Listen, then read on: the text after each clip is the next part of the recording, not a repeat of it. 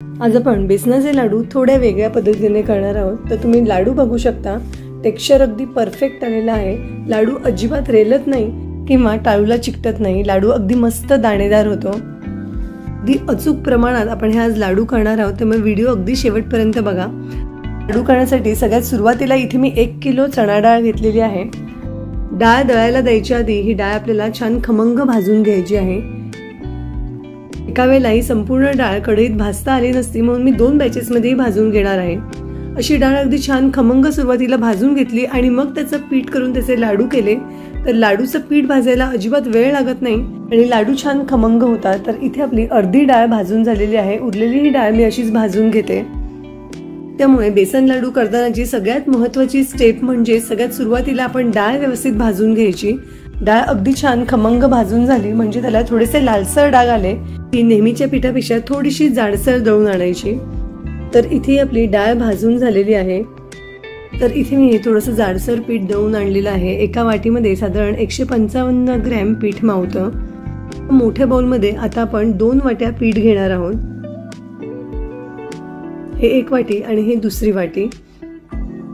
आपण थोड्या वेगळ्या पद्धतीने लाडू करणार आहोत, त्यामुळे लाडू अगदी मस्त दाणेदार होतात। तर सगळ्यात सुरुवातीला आपण 2 टेबलस्पून तूप यामध्ये टाकलेलं आहे। 1 वाटी पिठासाठी 1 टेबलस्पून या प्रमाणात 2 वाटी पिठासाठी इथे मी 2 चमचे साजूक तूप टाकलेलं आहे। आता यातच आपण 4 टेबलस्पून दूध घालणार आहोत। 1 वाटी पिठासाठी 2 टेबलस्पून दूध या मापाने 2 वाटी पिठासाठी आपण 4 टेबलस्पून दूध यात घालत आहोत। आता हे दूध आणि तूप या पिठाला आपण अगदी व्यवस्थित लावून घेऊया। तुम्ही कधी स्वामीनारायण मंदिरातल्या लाडूचा प्रसाद खाल्ला असेल तर ते लाडू हे याच पद्धतीने बनवतात, त्यामुळे ते लाडू अगदी मस्त दाणेदार आणि रवाळ असतात। आपण आज तसेच दाणेदार लाडू करणार आहोत। तर हे संपूर्ण पिठाला इथे मी दूध आणि तूप व्यवस्थित लावून घेतलेलं आहे। पीठ अगदी व्यवस्थित कोरडं झालेलं आहे। संपूर्ण पिठामध्ये दूध आणि तूप व्यवस्थित शोषलं गेलेलं आहे। आता 10 मिनिट हे आपण असंच झाकून ठेवूया। तर साधारण 10 मिनिट हे पीठ मी असंच झाकून ठेवलं होतं। असं थोडं दूध आणि तूप या पिठाला लावून ठेवलं की पीठ अगदी मस्त रवाळ होतं। पिठाचे थोडे जास्त मोठे गोळे झाले असतील, म्हणूनच आपण हे पीठ एकदा चाळून घेणार आहोत। तर इथे मी एक चाळणी घेतलेली आहे। चाळणीमध्ये 2 बॅचेस मध्ये पीठ मी चाळून घेते। या चॅनलवर मी दिवाळी फराळाच्या वेगवेगळ्या रेसिपीज अपलोड केलेल्या आहेत। रवा नारळाचे लाडू आहेत, मस्त खमंग खुसखुशीत बिना भाजणीची चकली आहे, शिवाय मिश्र डाळीचे लाडू आहेत। या सगळ्या रेसिपी तुम्ही नक्की चेक करा। पीठ मी चाळून घेतलेलं आहे। थोडंसं जे जाडसर पीठ आहे ते मिक्सरमधून एकदा फिरवून घेते आणि पुन्हा आपण चाळून घेणार आहोत। तर हे मिक्सरमधून मी असं बारीक करून घेतलेलं आहे। आता पुन्हा आपण थोडं चाळून घेऊया।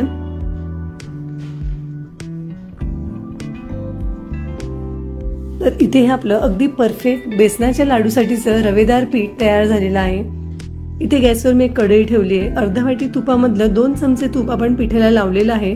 उरलेलं सगळं तूप मी आता कढईत घालून घेते। 2 वाटी पिठासाठी साधारण अर्धा वाटी तूप लागतंच, त्यामुळे तितकं तूप मी कढईत घातलेलं आहे। आता हे जे आपण पीठ तयार करून घेतलेलं आहे ते यात घालूया। गॅसची फ्लेम अगदी लो ठेवून हे पीठ आपल्याला मस्त खमंग भाजून घ्यायचं आहे। आता सुरुवातीला यात मी अर्धा वाटी तूप घातलेलं आहे, पण जर वाटलं पीठ अगदीच मला कोरडं वाटलं तर अजून थोडंसं तूप मी नंतर घालीन।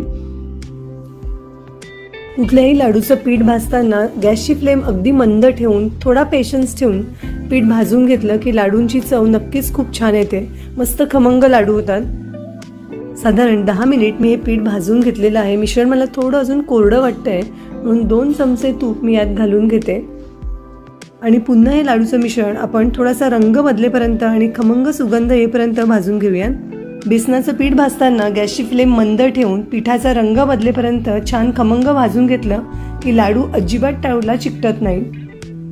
तर साधारण पुन्हा 7 ते 8 मिनिट भाजल्यावर तुम्ही बघू शकता हळूहळू पिठाला तूप सुटायला लागलेलं आहे आणि थोडासा रंगही बदलायला लागलेला आहे। पीठ भाजतानाही थोडंसं हलकं जाणवायला लागलेलं आहे। अजून 5-1 मिनिट हे पीठ भाजल्यावर तुम्ही बघू शकता पिठाचा रंग अगदी मस्त तांबूससर आलेला आहे। साधारण इतपत आपल्याला हे पीठ भाजायचं आहे। जर पीठ आपलं इतपत भाजलं गेलं तर लाडू अजिबात टाळूला चिकटत नाही आणि लाडू मस्त खमंग होतात। आमच्या घरात सगळीकडे मस्त लाडू भाजल्याचा खमंग सुगंध यायला लागलेला आहे। पीठ अगदी छान खमंग भाजून झालं की यामध्ये मी आता वरून 2 चमचे दूध घालते आहे। दूध घातल्या हे मिश्रण अगदी छान फुलतं आणि असं थोडंसं दूध घातल्यावर लाडूचं टेक्स्चर खूप छान येतं, मस्त दाणेदार टेक्स्चर येतं। दूध घातल्यावरही आपल्याला 2 ते 3 मिनिट हे लाडूचं पीठ छान भाजून घ्यायचं आहे, कारण यामध्ये दुधाचा अंश राहायला नको, नाही तर मग लाडू लवकर खराब होतात। लक्षात असू द्यायचं की पीठ भाजायला घेतल्यापासून शेवटपर्यंत गॅसची फ्लेम अगदी मंदच ठेवायची आहे। तर दूध घातल्यानंतर 2 ते 3 मिनिट हे पीठ मी अगदी छान भाजून घेतलेलं आहे। तर इथे आपलं लाडूचं पीठ तयार झालेलं आहे। हे मी एका दुसऱ्या भांड्यात काढून घेते आणि पीठ संपूर्ण गार होईपर्यंत आपल्याला वाट बघायची आहे। पीठ गरम गरम असतानाच त्यात पिठी साखर घालायची नाही। गरम गरम पिठातच जर आपण पिठी साखर टाकली तर पिठी साखर विरघळते आणि पीठ अगदी सैल होऊन जातं। त्यामुळे संपूर्ण गार होईपर्यंत आपण वाट बघूया। तर इथे साधारण 1 तास झालेला आहे। पीठ अगदी व्यवस्थित गार झालेलं आहे। आपण 2 वाटी बेसन घेतलं होतं। 2 वाटी बेसनासाठी इथे मी 1 वाटी बुरा साखर घेतलेली आहे। ही बुरा साखर किंवा तगार ही नेहमीच्या पिठी साखरेपेक्षा थोडीशी किंचित जाडसर असते आणि यामुळे लाडूला टेक्स्चर खूप छान येतं। जर तुम्हाला अशी बुरा साखर किंवा तगार कुठे मिळालं नाही तर तुम्ही नेहमीची साखर थोडीशी जाडसर वाटून घेऊ शकता। आता या लाडूचा स्वाद अधिक छान यावा म्हणून मी यामध्ये 1 टीस्पून वेलची जायफळ पूड घालून घेते आणि हे सगळं मिश्रण आपण अगदी व्यवस्थित मिक्स करून घेऊया। तर इथे आपलं अगदी परफेक्ट लाडूचं मिश्रण तयार झालेलं आहे। सगळे लाडू अगदी सारख्या आकाराचे व्हावे म्हणून मी एक छोटी वाटी घेतली आहे आणि याचाच माप घेऊन आपण सगळे लाडू वळून घेऊयात, म्हणजे सगळे लाडू अगदी सारख्या आकाराचे होतात। लाडूच्या पिठामध्ये तुपाचं प्रमाण अगदी परफेक्ट झालं आहे। एका हाताने लाडू अगदी सहज वळला जातोय। लाडू वळून झाला की थोडासा हातामध्ये असा खेळवला की लाडूला छान चकाकी येते। लाडू वळून झाले की याला वरून एक बदामाचा काप लावून घेते, म्हणजे लाडू दिसायलाही खूप छान दिसतात। मला वाटलं तर तुम्ही कुठलेही तुमच्या आवडीचे ड्रायफ्रुट्स या मिश्रणामध्ये घालू शकता। तर इथे आपला एक परफेक्ट लाडू तयार झालेला आहे। असेच आपण बाकीचेही लाडू वळून घेऊया। तर हे बेसनाचे लाडू करताना काही बेसिक गोष्टी लक्षात ठेवल्या तर लाडू अगदी परफेक्ट होतात। लाडू करणं अगदी सोपं आहे। सुरुवातीला डाळ भाजून घ्यायची आणि मग त्याचं पीठ दळून आणायचं, म्हणजे लाडू पटकनही होतात। पीठ भाजायला जास्त वेळ लागत नाही। ज्याप्रमाणे पिठाला थोडंसं दूध आणि तूप लावून घेतलं तसं करून घेतलं तर लाडू मस्त दाणेदार होतात। आणि मंद गॅसवर पीठ छान तांबूसर रंगावर भाजून घ्यायचं आणि गार झाल्यावर पिठी साखर घालायची। तर इथे आपला हा दुसराही लाडू तयार झालेला आहे। असेच मी बाकीचेही लाडू करून घेते। तर इथे आपले सगळे लाडू तयार झालेले आहेत।